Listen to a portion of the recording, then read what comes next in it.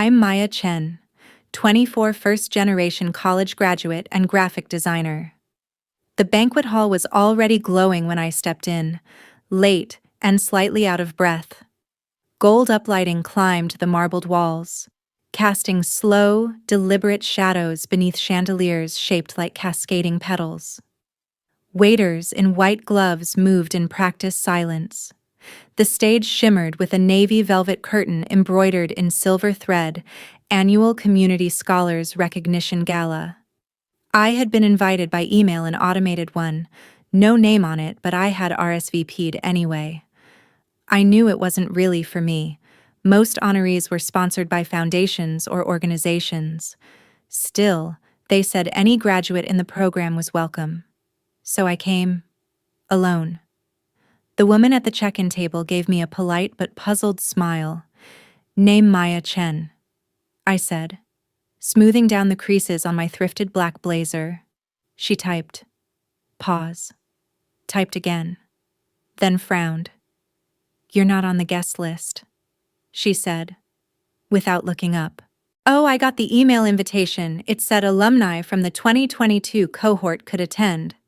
She sighed, then called over another woman in a sparkly pin. They spoke in low tones. I caught the word unverified. Then the woman turned to me with a tight smile that didn't reach her eyes.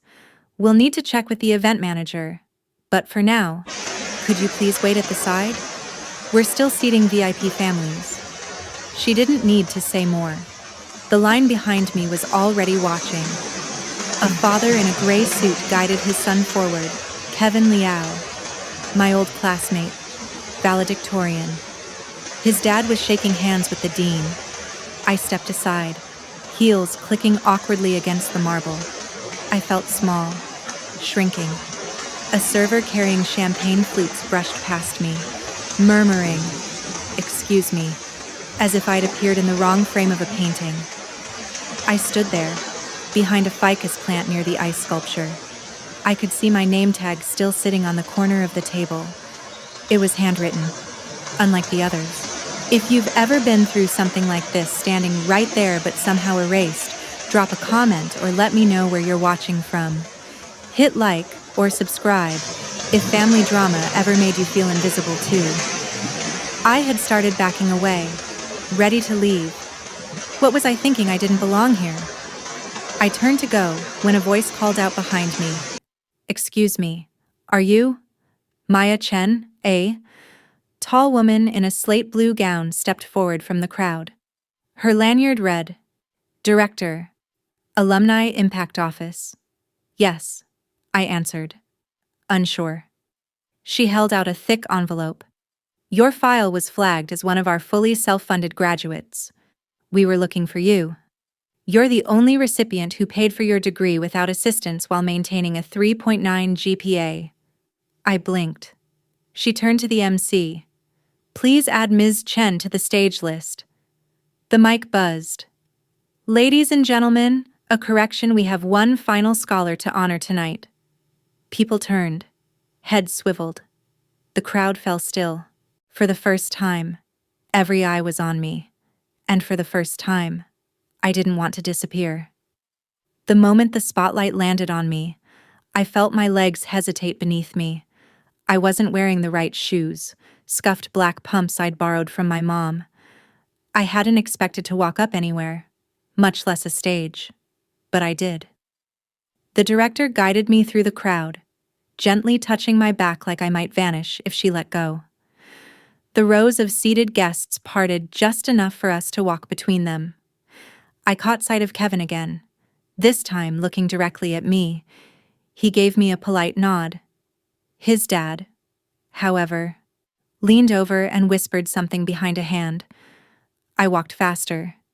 At the side of the stage, someone clipped a mic to my blazer and pressed a small paper into my palm. 2-minute remarks. I didn't have remarks. I didn't even think I'd be allowed in the room. But I took a breath, stepped up, and looked out. The lights were hot. My vision blurred for a second. I could feel my hands shaking. "I'm Maya Chen," I said, my voice steadier than I expected. And I didn't have anyone funding me. I didn't have a family member with savings or a trust fund. I worked through school. I applied for scholarships, got rejected from most. I skipped meals. I lied to my mom so she wouldn't worry. I printed my portfolio on a school printer that jammed every third page. A few people chuckled gently at that. And somehow, I continued. I graduated. I designed 3 community projects that are still being used. I landed a job 2 weeks after commencement, and I still send a check home to my mom every month. My mouth was dry. I swallowed.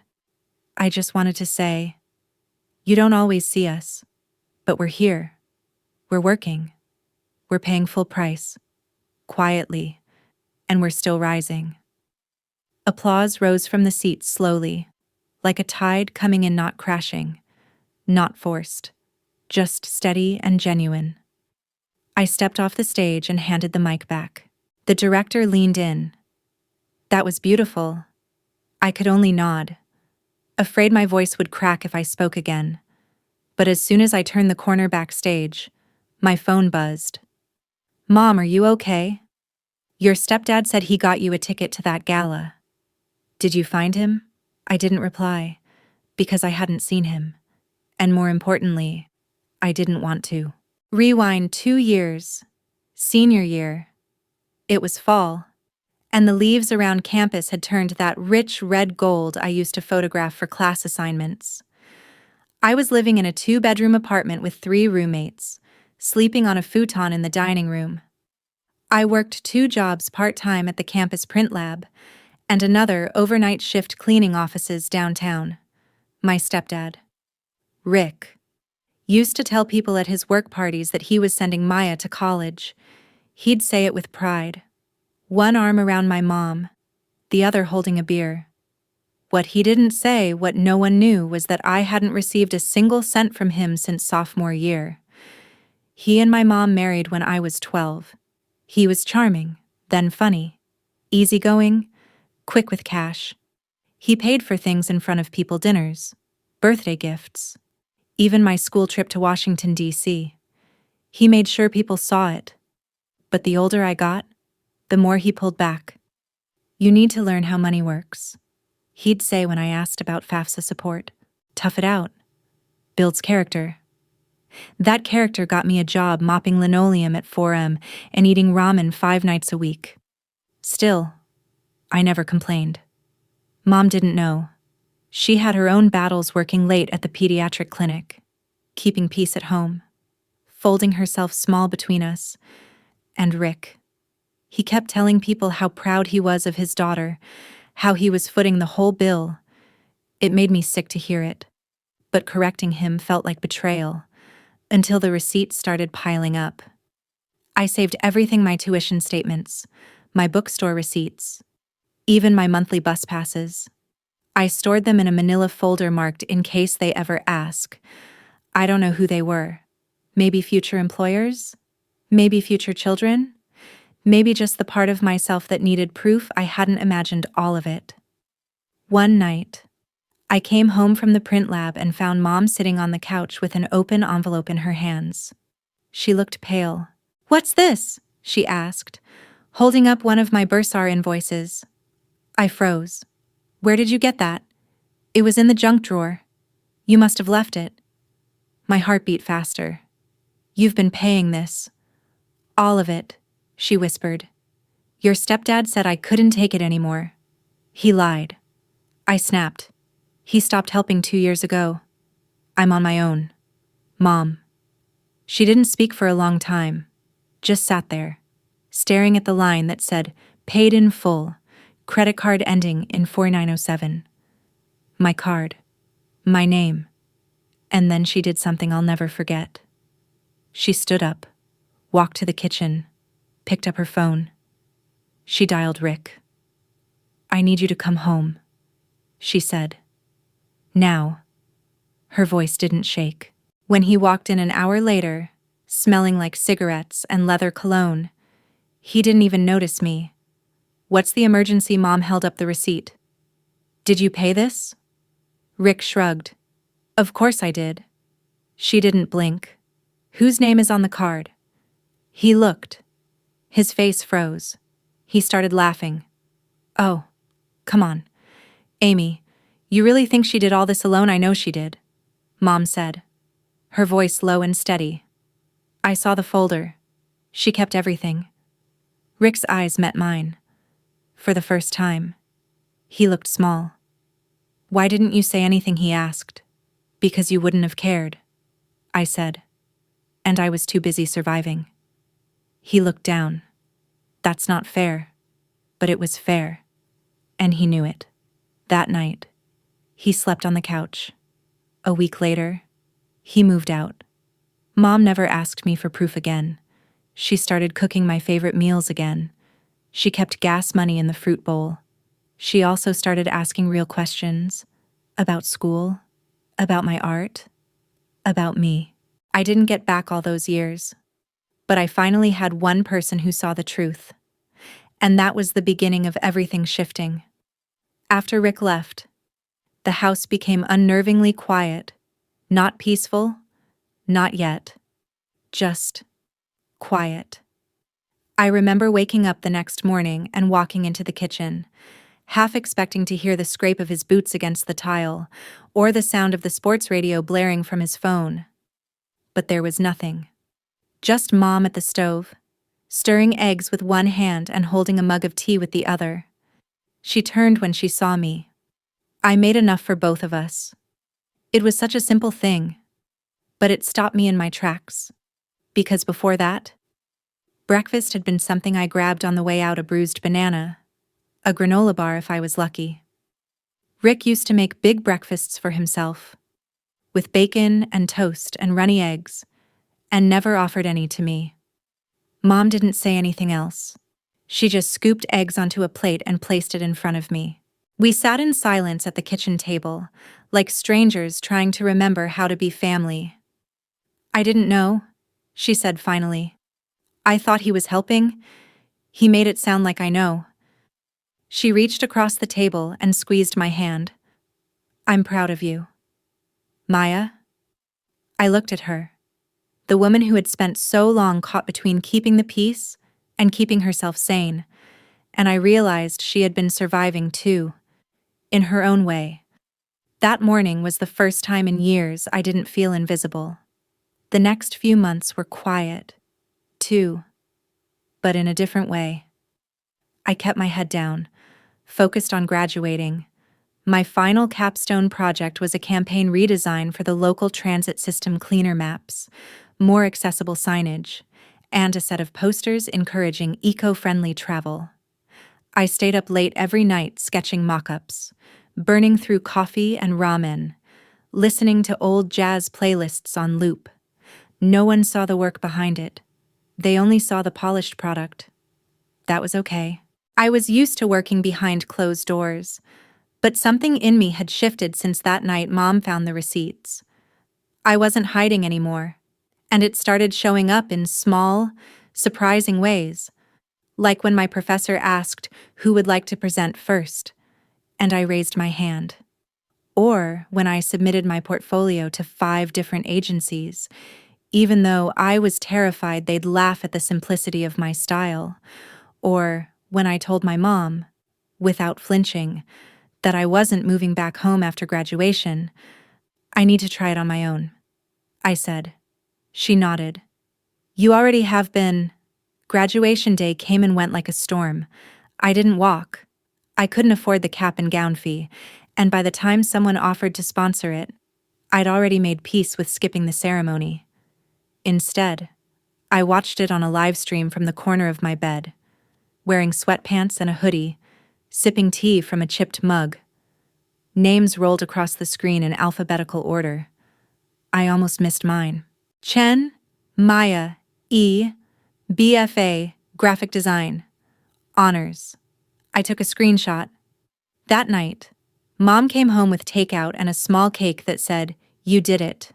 Kiddo in wobbly pink frosting. We ate on the couch with plastic forks and watched an old episode of Jeopardy. She didn't bring up Rick once. Neither did I. We didn't need to. The real test came weeks later, after the job offers started to trickle in. Most were unpaid internships disguised as opportunities. Others offered part-time work at full-time hours for less than minimum wage. But then came an email from a firm in Seattle, Jasper and Finch Creative. They'd seen my capstone through a design blog and wanted to interview me for a junior designer role. I didn't believe it at first. I Googled them 3 times to make sure it wasn't fake. The interview was virtual, scheduled at 9 a.m. on a Thursday.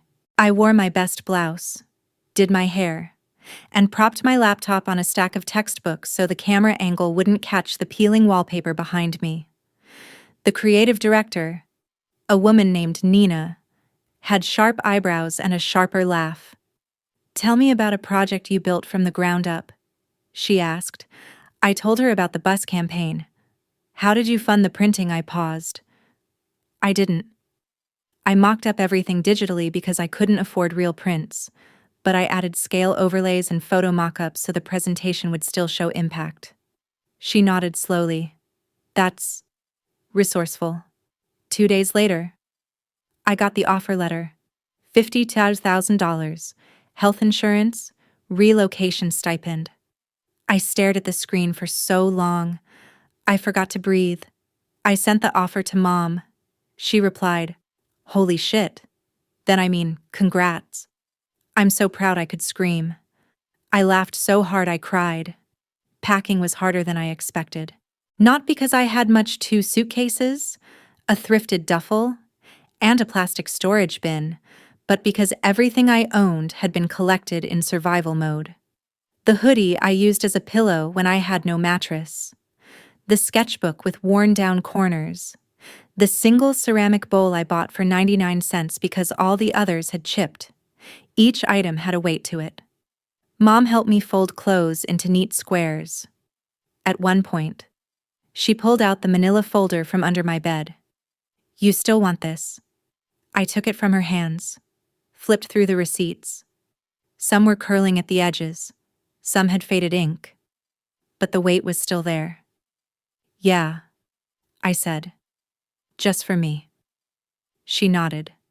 When we hugged goodbye at the bus station, she held on longer than I expected. "I'll come visit once you're settled," she whispered. "Don't be a stranger." "Okay." I smiled. "I won't." I meant it. Seattle smelled different. Wet cement and pine needles. My apartment was small, just a studio, but it had a window that looked out onto a brick alley and enough light to grow herbs on the sill. The first night, I sat on the floor with a microwaved bowl of soup and looked around at the empty walls. For the first time in a long time. I wasn't struggling. I was just living. I went to work. I came home. I paid bills. I designed things that other people used. No one asked about my stepdad. No one told stories about funding my education. No one needed to lie anymore. But one afternoon, about 2 months in, I got a call. Unknown number. I almost let it go to voicemail, but I didn't. "Hello." A familiar voice. Low. Careful. "Maya. It's Rick." I didn't say anything. I heard you're doing well. Got a job. That's great. Pause. "I just wanted to say I'm proud of you. Really. I always knew you had it in you." I closed my eyes. I waited. "I should have said it sooner," he added. "Maybe done more." Another pause. "You doing okay?" I opened my eyes, looked around the little apartment. "I'm good," I said. "But I need to go." "Yeah.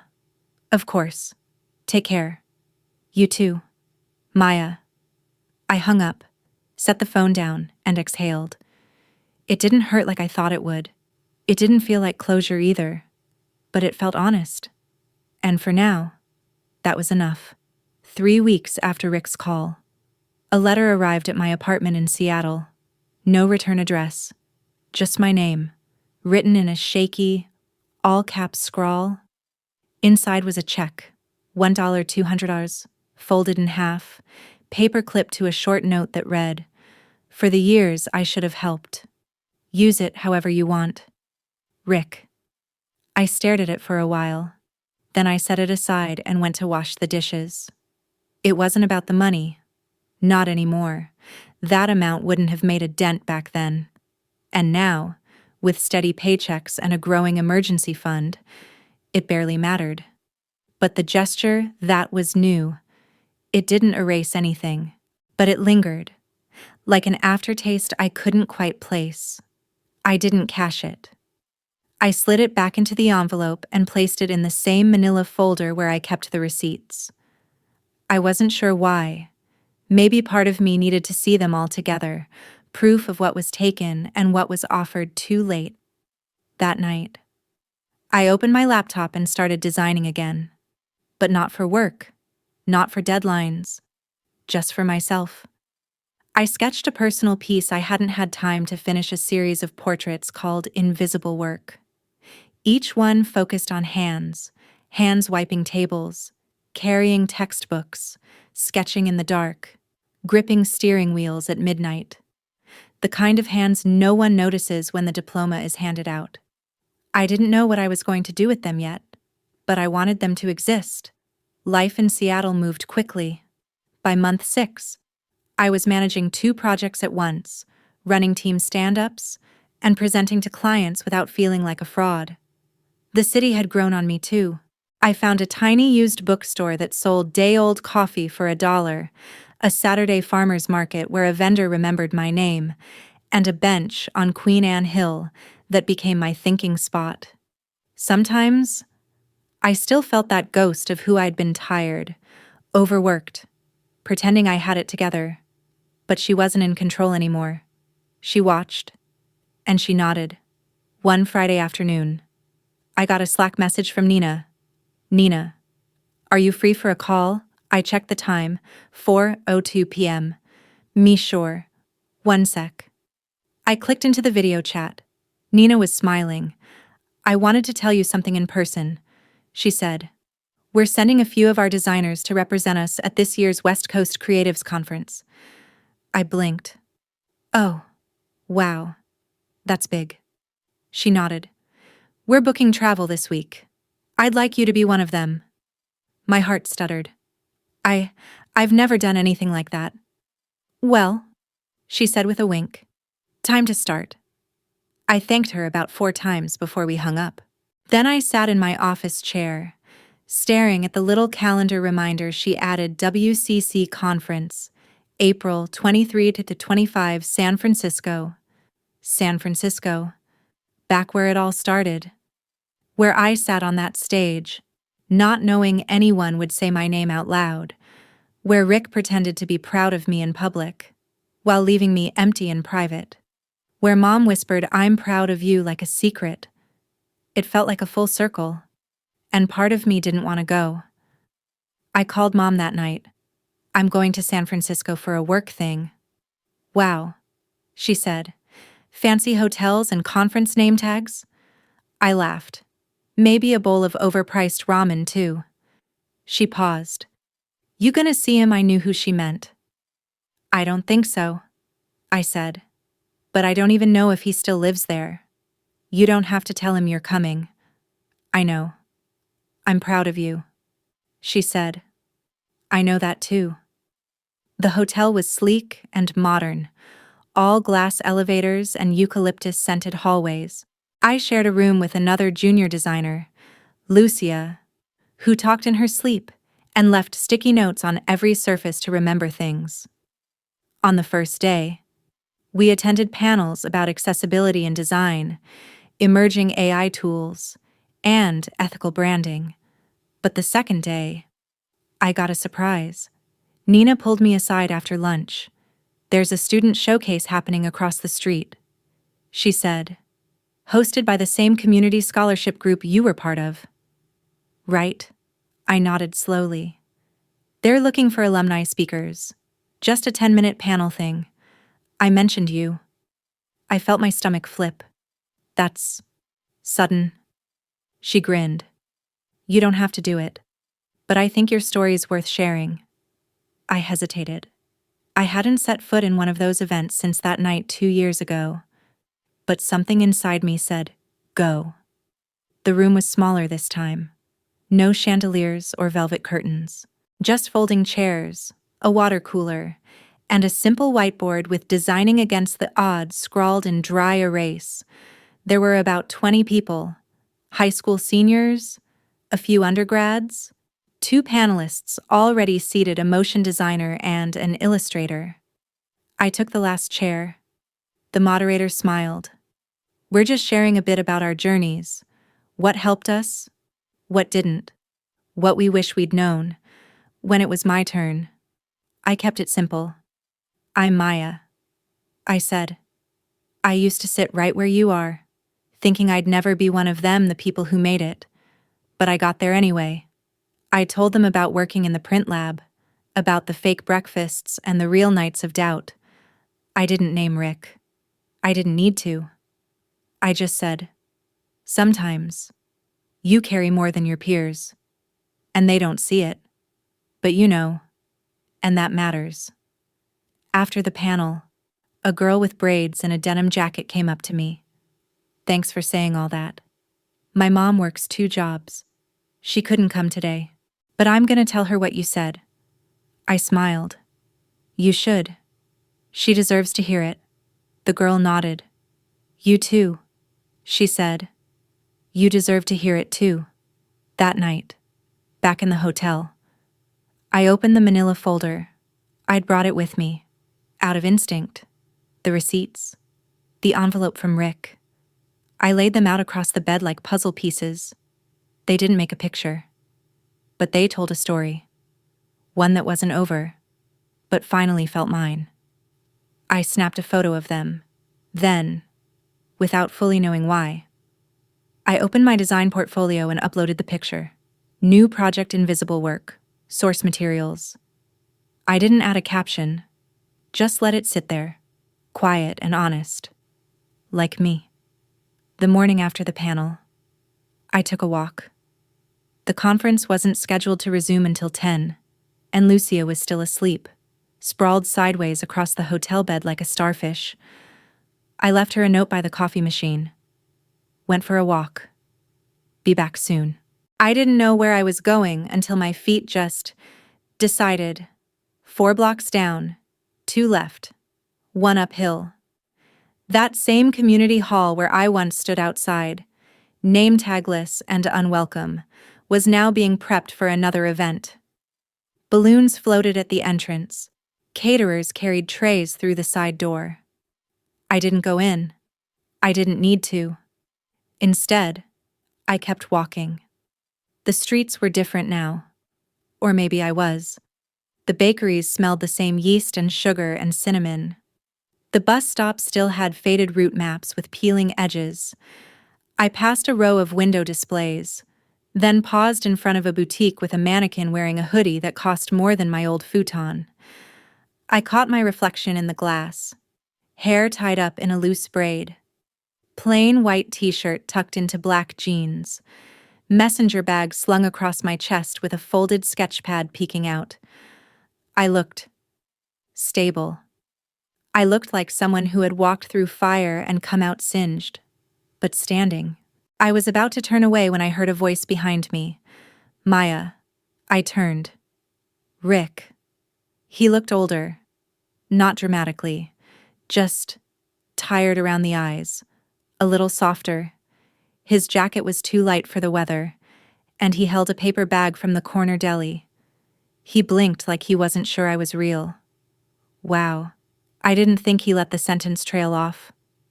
I didn't speak. I saw something online, he said, nodding vaguely. Your name. That picture with the receipts. The folder. Of course. I'd made the post public. It had been shared more than I expected. Actually, I meant to reach out, he added, but I wasn't sure I should. Silence. I got your check, I said. He scratched his chin. Yeah. I wasn't sure if it was insulting or helpful. Maybe both. It was late, I said, but I saw the effort. Rick looked down at his shoes. They were scuffed at the edges. I wasn't a good stepdad. he admitted. I thought I was teaching you to be strong, independent. I told myself that every time I looked away. I nodded. You were teaching me something, but not the thing you thought. He winced slightly, but didn't argue. Are you happy? He asked. The question caught me off guard. Was I? I thought of my tiny apartment with the herbs on the windowsill, the Saturday morning bookstore. Nina's laugh, Lucia's sleepy voice asking about fonts at midnight. I thought of my mom texting me new recipes she was trying, sending blurry photos of our cat asleep on laundry piles. I'm okay, I said. I'm building something. It's mine. Rick nodded slowly. That's good, he said. I'm glad. I looked at him. I didn't feel anger anymore. Not exactly. I felt distance. The kind you don't cross anymore, but can still look across and wave. Thanks for the check. I said, I'm not going to cash it, but I'm going to keep it. He smiled faintly. Fair enough. And then, in a moment I didn't expect, he reached into his jacket pocket and pulled out something small. It was a keychain, a tiny plastic bus. I saw this and thought of you, he said. It's dumb, but I remembered you used to ride the 33 line to class every morning. I did. Rain or shine. I took the keychain, turned it over in my hand. It was cheap and a little scratched, but I kept it. Take care of yourself, I said. You too. Maya. We didn't hug. We didn't need to. I walked away. And this time, I didn't look back. Back at the hotel. Lucia was awake and brushing her teeth. She waved at me with the toothbrush hanging out of her mouth. You missed the breakfast buffet.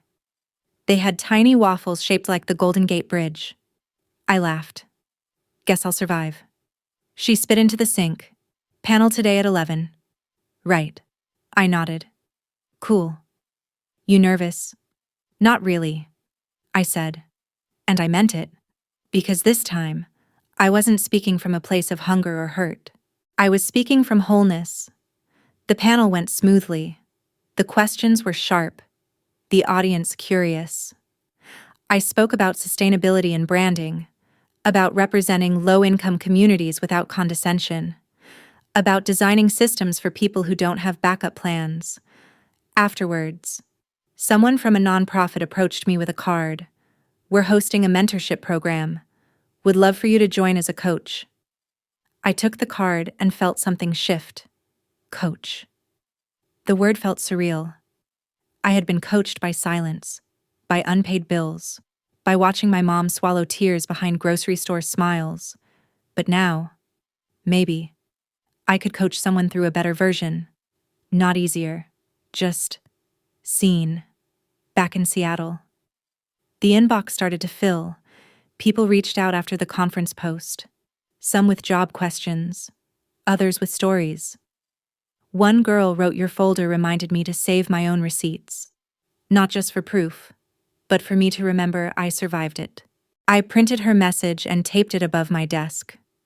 Weeks passed, then months. The seasons turned. Work kept coming. Some of it paid well. Some didn't. Some drained me. Some lit me up like a floodlight. But through it all, I kept coming back to the folder.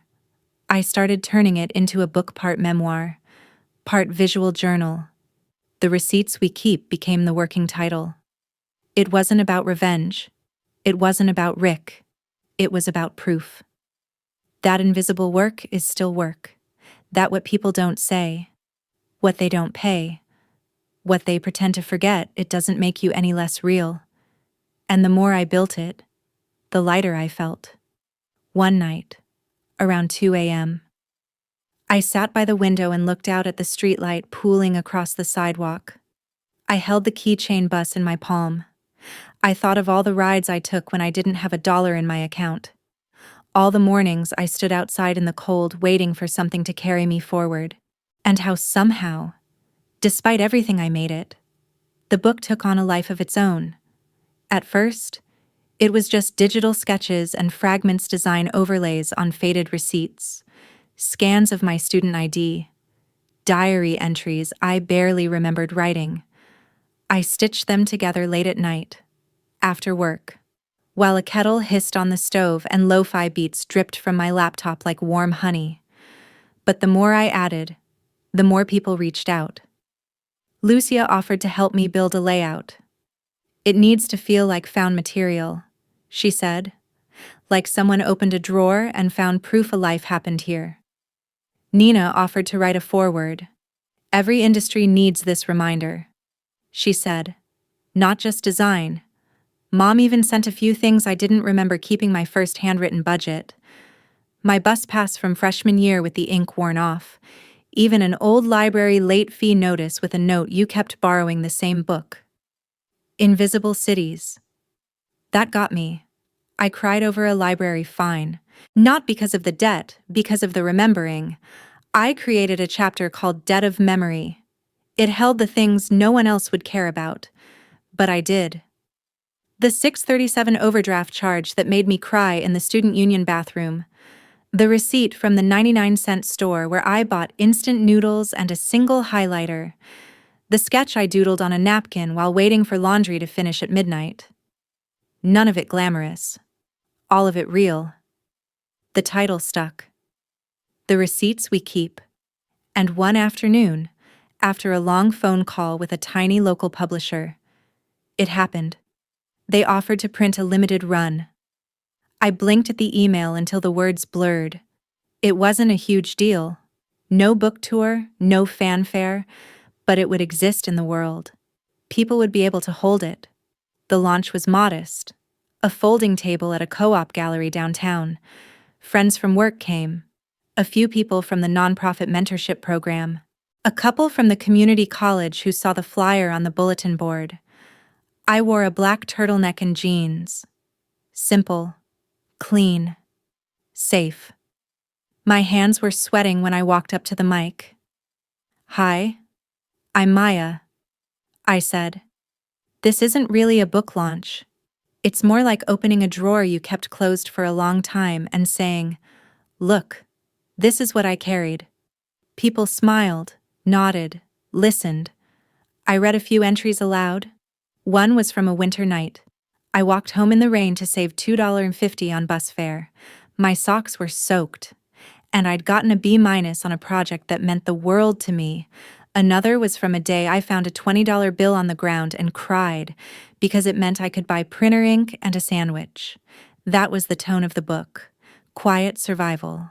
Soft victories. Bittersweet truths. Afterward, people came up with kind words, teary eyes, and their own stories. One woman whispered, "I used to hide receipts too, in my shoes, under my mattress, so my parents wouldn't know I was working instead of eating lunch." A young man told me he'd stolen paper towels from the campus bathroom for a month straight and still carried guilt about it. That night, I went home to my apartment and sat cross-legged on the floor, staring at the first printed copy on my lap. It smelled like fresh glue and matte ink. It felt heavier than I expected. I flipped to the last page.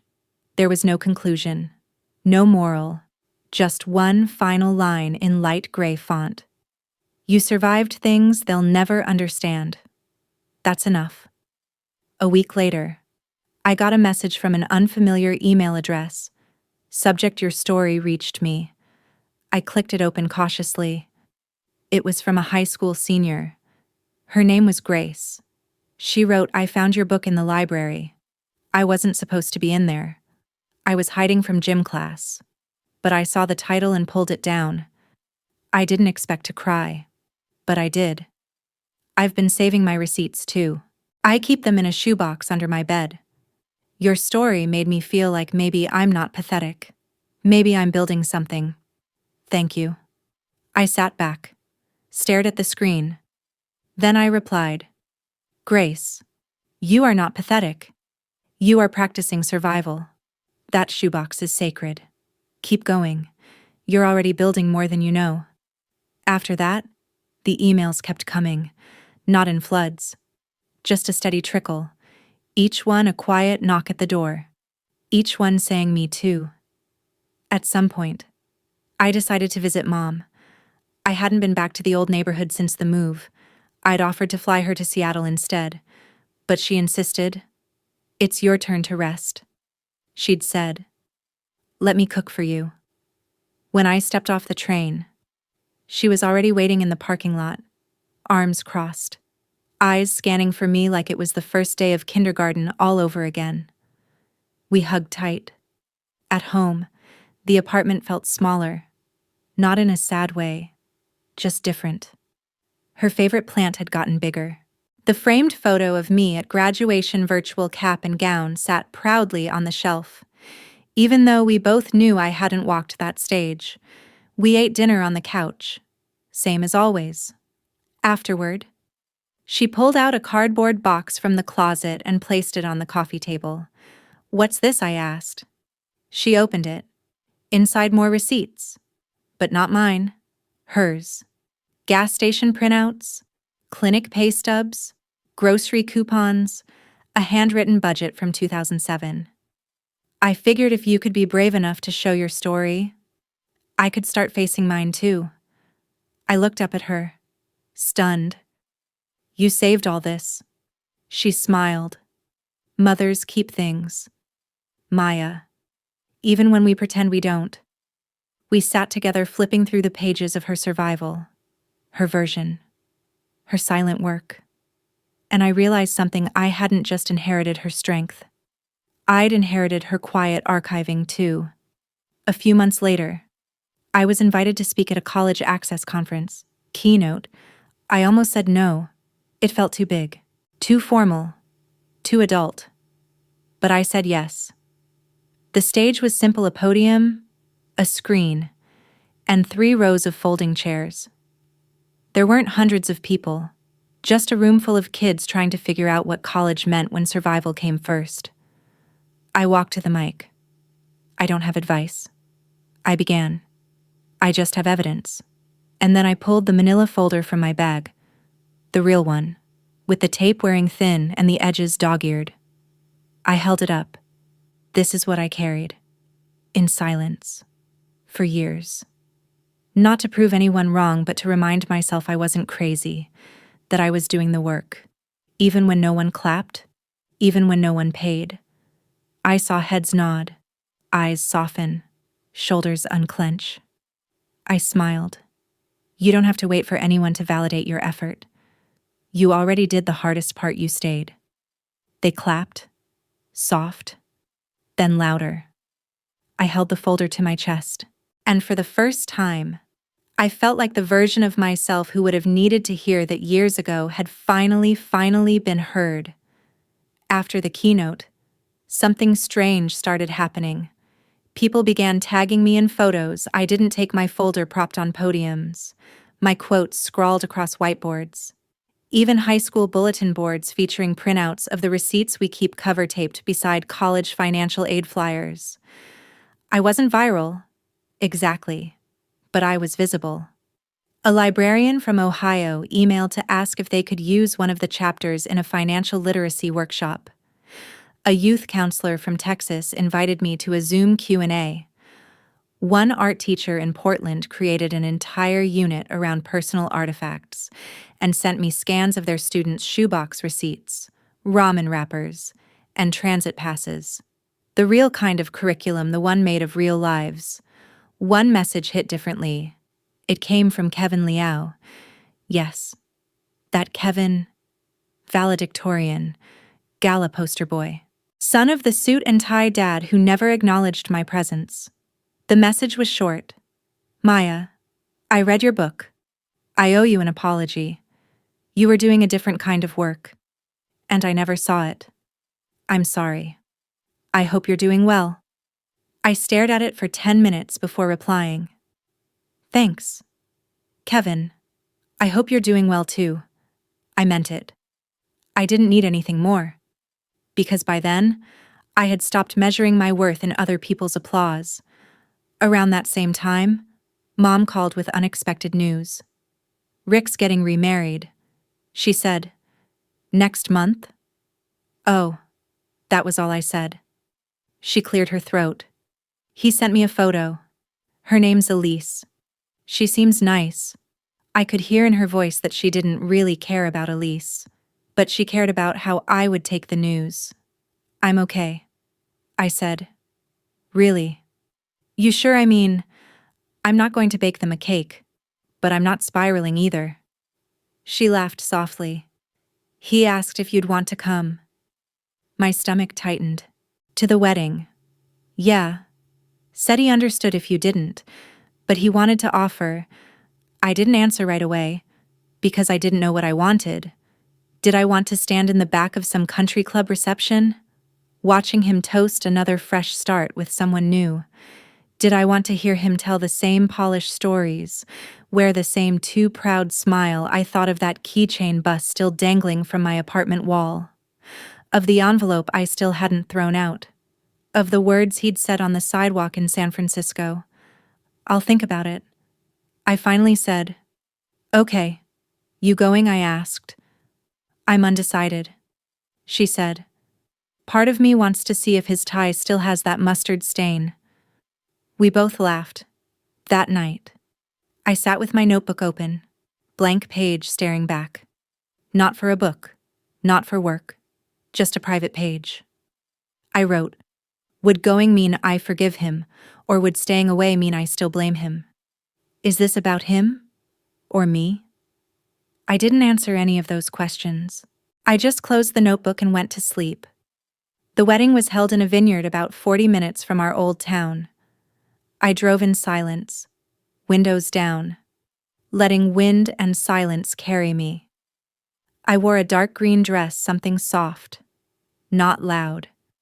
A gold pendant Mom gave me, my hair half up, like she used to braid it when I was little. I didn't bring a gift, just the folder, not to give him, just to have. The venue was prettier than I expected. Rows of grapevines rolled into the hills, lanterns hung from oak trees. I stood at the edge of the reception area, watching from a distance. No one noticed me. Not yet. Rick was laughing with someone near the buffet. He looked relaxed. Elise, tall, auburn hair, sharp heels, stood beside him, chatting with guests. I don't know what I expected. For her to be cold, overpolished. But she looked real. Someone tapped my arm. I turned. Rick. His smile was surprised, uncertain. "You came." I nodded. "I'm not staying long." He glanced at the folder in my arms. "Is that it?" I hesitated. "Yeah. Do you want to meet her?" he asked. I wasn't sure, but I nodded. He led me over. Elise turned, curious. "Maya, this is Elise." "Elise, this is—" "I know who she is," Elise said, holding out her hand. "You're the designer." "Right. You wrote the receipts we keep." I blinked. Yeah. I read it last month," she said. "A friend sent it to me. It made me cry in the middle of a coffee shop. You've got a gift." I felt my throat tighten. "Thank you," I said. She squeezed my hand. "You deserved better." Then she walked away. Just like that. No tension, no performance. Just truth. Rick looked like he'd swallowed a pebble. "She really did read it," he said. "Didn't tell me until after." I shrugged. Some things are meant to be understood in silence. He nodded. "I'm glad you came. I know I said it before, but I'm proud of you. Maya." I looked him in the eyes. "You can be proud of me, but don't pretend you built me." "I won't," he said. And for once, I believed him. I turned to leave. "Maya," he called after me. I paused. "Do you ever think you'll forgive me?" I didn't turn back. "Some things aren't about forgiveness," I said. "They're about remembering who we became despite it." Then I walked away. Back in the car. I didn't cry. I just exhaled, slow and deep. I looked at the folder in the passenger seat. Then I reached over, opened it, and removed the envelope with the check. I rolled down the window and let it fly into the vineyard breeze. The check fluttered once, twice, then vanished behind rows of vines. I kept the folder, but that part could go. A week later, I got a small envelope in the mail. No return address. Inside was a Polaroid of me on that panel, holding the manila folder like it was made of gold, written on the back in scratchy blue pen. Not all proof is paperwork. I smiled, because now I had more than proof. I had pages. I had voice. I had peace. A year passed. Then another. By the time the second edition of The Receipts We Keep went to print, I had learned how to sleep through the night without checking my balance at 2 a.m. I had learned how to decline projects that didn't respect my time, how to say no, thank you without apologizing, how to carry my history like a spine, not a bruise. The book became something bigger than I expected. Not a bestseller, not viral, but something slower and deeper. Teachers assigned it. Book clubs wrote in the margins. Strangers sent me photos of their own receipt folders, held open like confessionals ticket stubs, invoices, even eviction notices, each one with its own quiet war story. I didn't always respond. Sometimes the stories were too much, but I read every one, and sometimes, when I needed grounding, I'd reread Grace's message. Your story made me feel like maybe I'm not pathetic. Maybe I'm building something. She wrote again 6 months later. Maya, I got in. Full ride. Engineering. I showed them my shoebox. That message lives printed and framed by my desk. Not because it flatters me, because it reminds me what survival looks like when it chooses to bloom. I moved into a slightly larger apartment. Still modest, but it had a separate room for an office and 2 working windows. I painted one wall blue-gray, the color of fog when you're almost home. Mom visited in the spring. She brought soup in Tupperware and 2 lemon candles that smelled like childhood. We didn't talk about Rick anymore. Not because we were avoiding anything, because there was simply nothing left to say. She stayed for 3 days. We watched old cooking shows, took walks to the market, sat in silence that didn't hurt. On the last night, she pulled an envelope from her bag. It was slimmer than the folder, older than the Polaroid. She handed it to me without a word. Inside was a photo of me at 11 years old, sitting at a kitchen table surrounded by school papers, crayons, and an open box of cereal. I had a pencil behind one ear, and I was coloring in a flyer that said, "Design your future," on the back. In my own child handwriting, it read, "One day, I'll be seen." I looked up. Mom was already crying. I kept it. She said, "I knew you'd need to see that one day." I reached over and held her hand. I didn't say anything. I just let the silence be the answer. The next time I spoke publicly, it wasn't a conference or a panel. It was a tiny event at a community center. 5 folding chairs. 1 microphone. The host introduced me as an artist who believes in documenting the unglamorous. I smiled. That's one way to say it. I didn't bring the folder this time. Didn't need to. I spoke about visibility, about how absence can leave fingerprints, about how the things we do in the dark, working, walking, hoping, are still real, even if no one claps.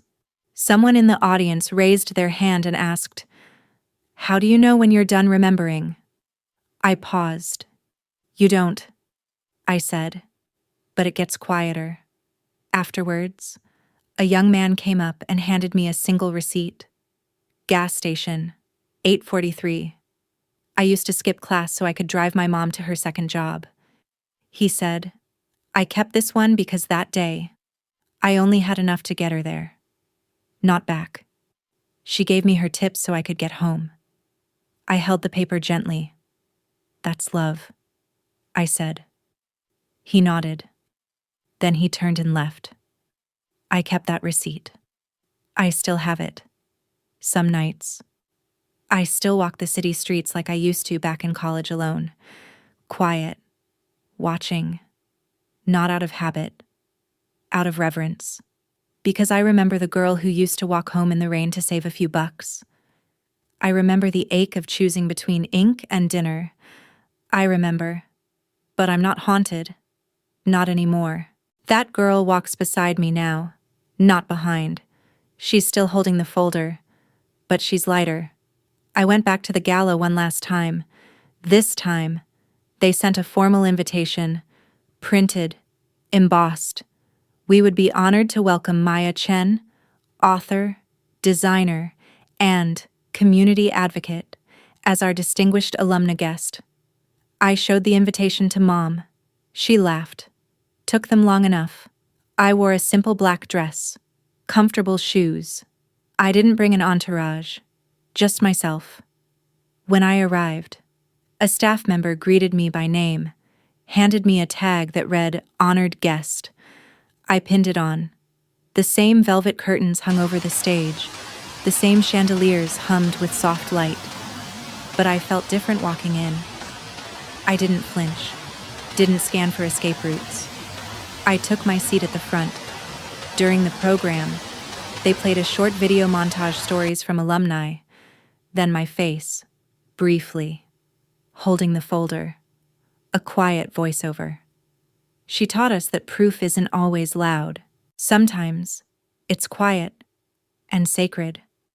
The applause was warm, but I didn't cry, because the moment I'd waited for, the moment of being seen, had already happened, long ago, not on a stage, but in my kitchen, in my inbox, in a girl named Grace, who found a shoebox beneath her bed and called it sacred.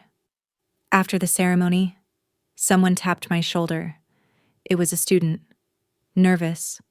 Eyes wide. I just wanted to say. I held up a hand gently. "You don't have to say it," I said. "I already know." She smiled, and that was enough. That night, back in my apartment, I placed the folder in a drawer, not locked away, not buried, just resting. My phone buzzed once. A new message, from a name I didn't know. All it said was, "Thank you." I thought I was the only one. I smiled, closed my laptop, then turned off the lights. And for the first time in a long time, I didn't need proof. I was the proof.